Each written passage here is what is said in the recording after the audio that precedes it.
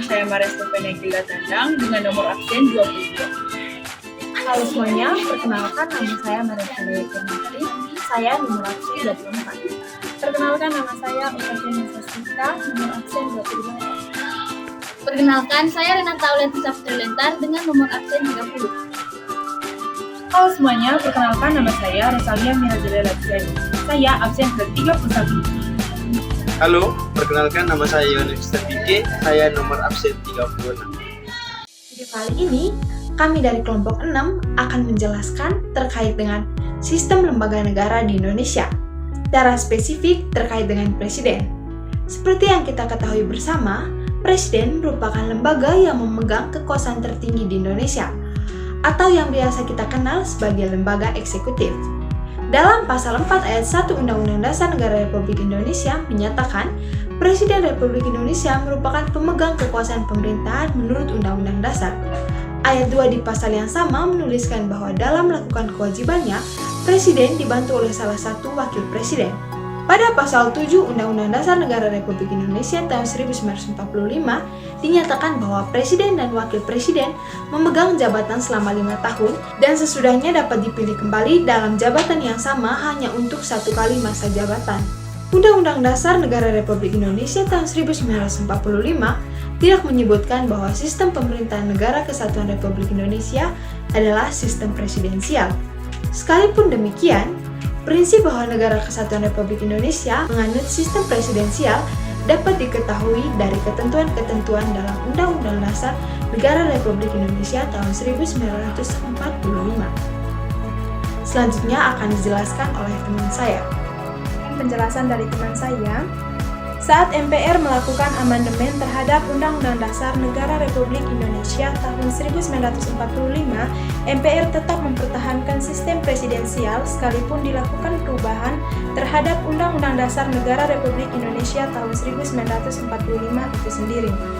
Sistem presidensial adalah sistem atau keseluruhan prinsip penataan hubungan kerja antar lembaga negara melalui pembagian kekuasaan negara dan presiden selaku pemegang kekuasaan eksekutif.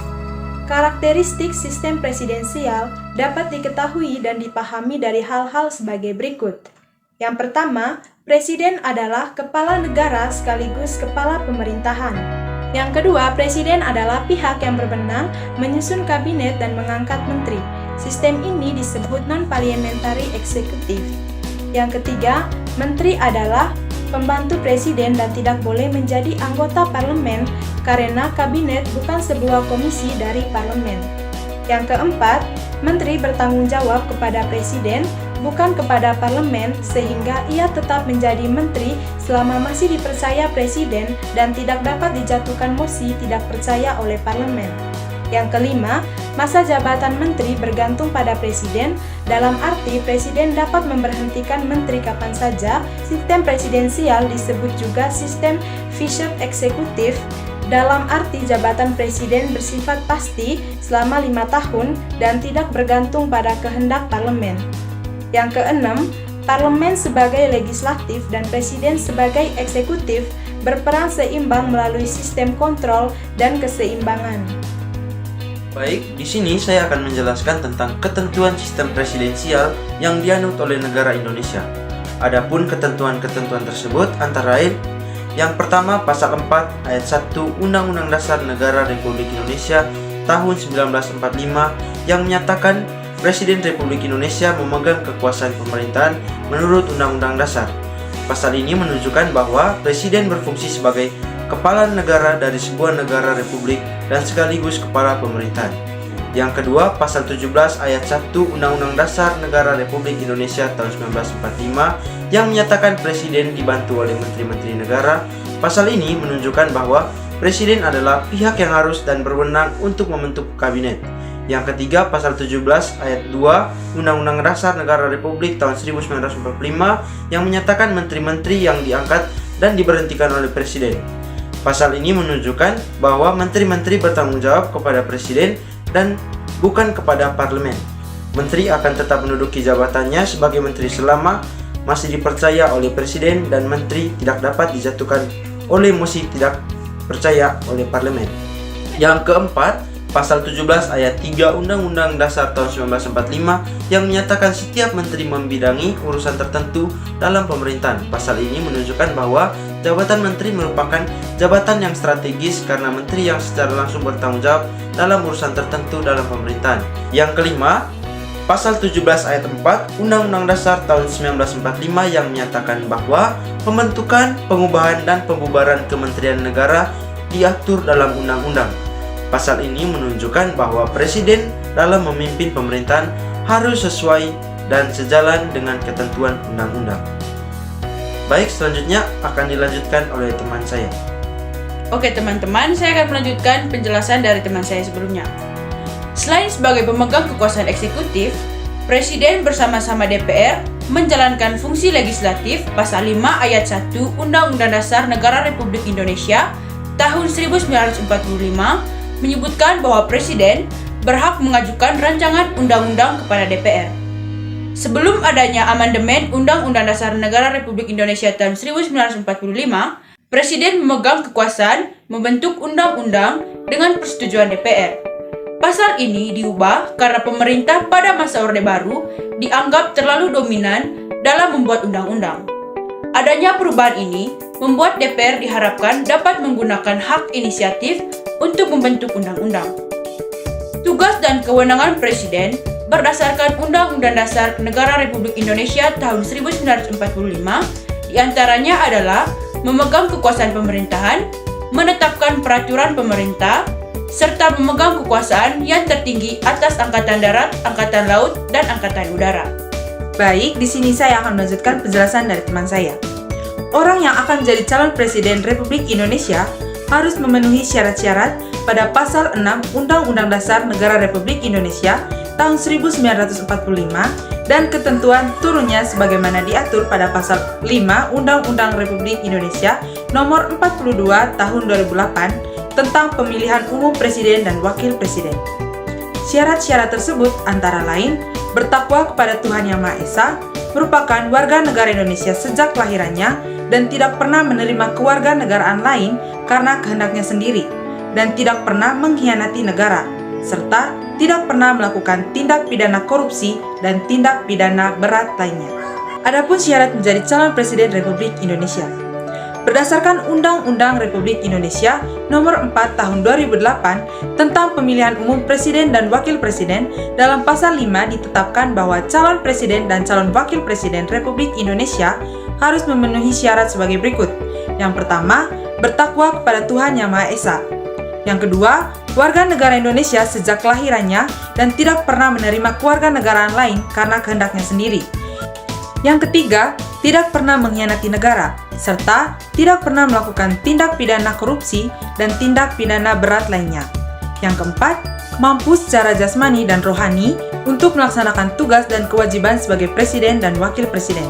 Lalu yang kelima, bertempat tinggal di wilayah Negara Kesatuan Republik Indonesia. Selanjutnya akan dijelaskan oleh teman saya. Baik, di sini saya akan melanjutkan penjelasan teman saya berkaitan dengan syarat untuk menjadi Presiden dan Wakil Presiden Republik Indonesia. Yang keenam, telah melaporkan kekayaannya kepada instansi yang berwenang memeriksa laporan kekayaan penyelenggara negara.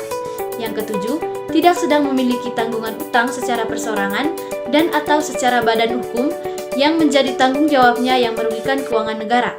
Yang kedelapan, tidak sedang dinyatakan pailit berdasarkan keputusan pengadilan. Yang kesembilan, tidak pernah melakukan perbuatan tercela. Yang kesepuluh, terdaftar sebagai pemilih. Yang ke-11, memiliki nomor pokok wajib pajak atau NPWP dan telah melaksanakan kewajiban membayar pajak selama 5 tahun terakhir yang dibuktikan dengan surat pemberitahuan tahunan pajak penghasilan wajib pajak orang pribadi.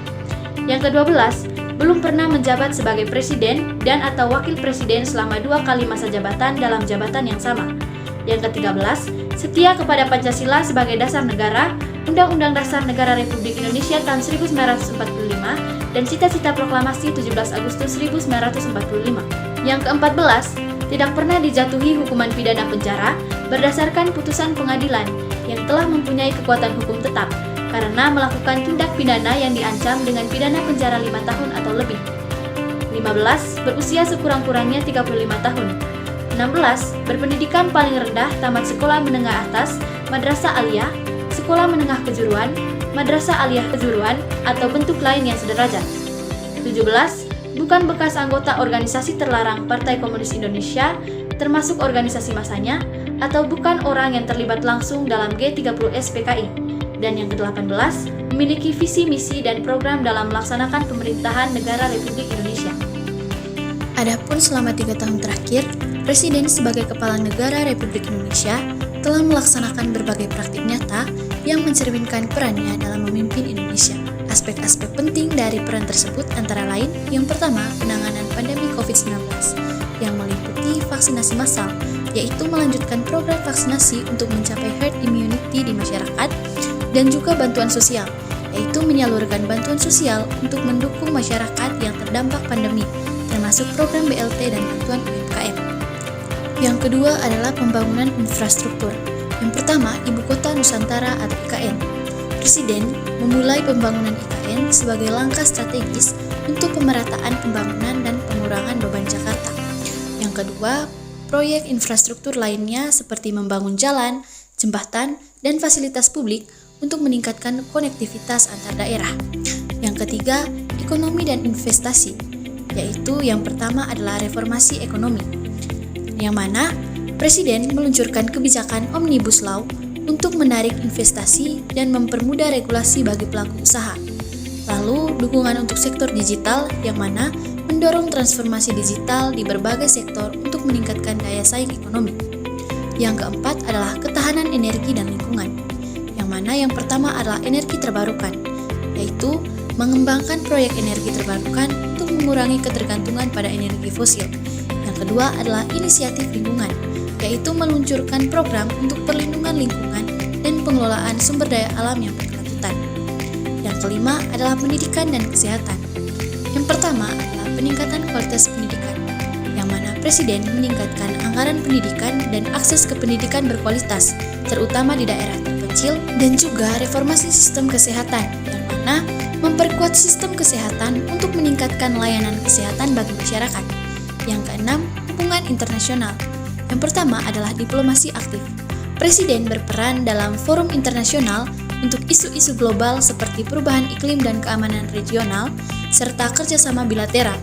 Presiden meningkatkan hubungan dengan negara-negara mitra strategis untuk memperkuat kerjasama di berbagai bidang.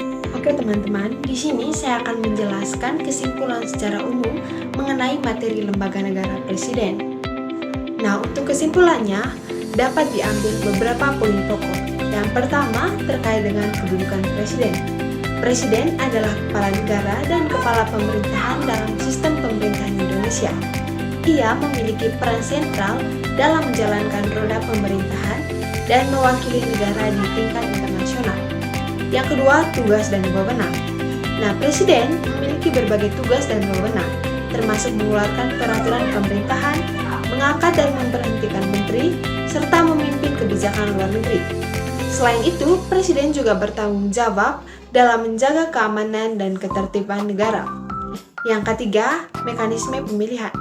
Pemilihan presiden dilakukan secara langsung oleh rakyat, yang mencerminkan prinsip demokrasi. Hal ini memberikan legitimasi kepada presiden dalam menjalankan tugasnya. Yang keempat, keterbatasan kekuasaan. Meskipun memiliki banyak wewenang, kekuasaan presiden dibatasi oleh undang-undang dan konstitusi. Terdapat mekanisme check and balance dengan lembaga negara lain, seperti DPR dan MA. Yang kelima, akuntabilitas. Presiden harus mempertanggungjawabkan kebijakan dan keputusan yang diambilnya kepada rakyat dan lembaga legislatif. Ini penting untuk menjaga transparansi dan akuntabilitas dalam pemerintahan. Yang keenam, peran dan pembangunan. Presiden berperan penting dalam merumuskan dan mengimplementasikan kebijakan pembangunan untuk meningkatkan kesejahteraan masyarakat.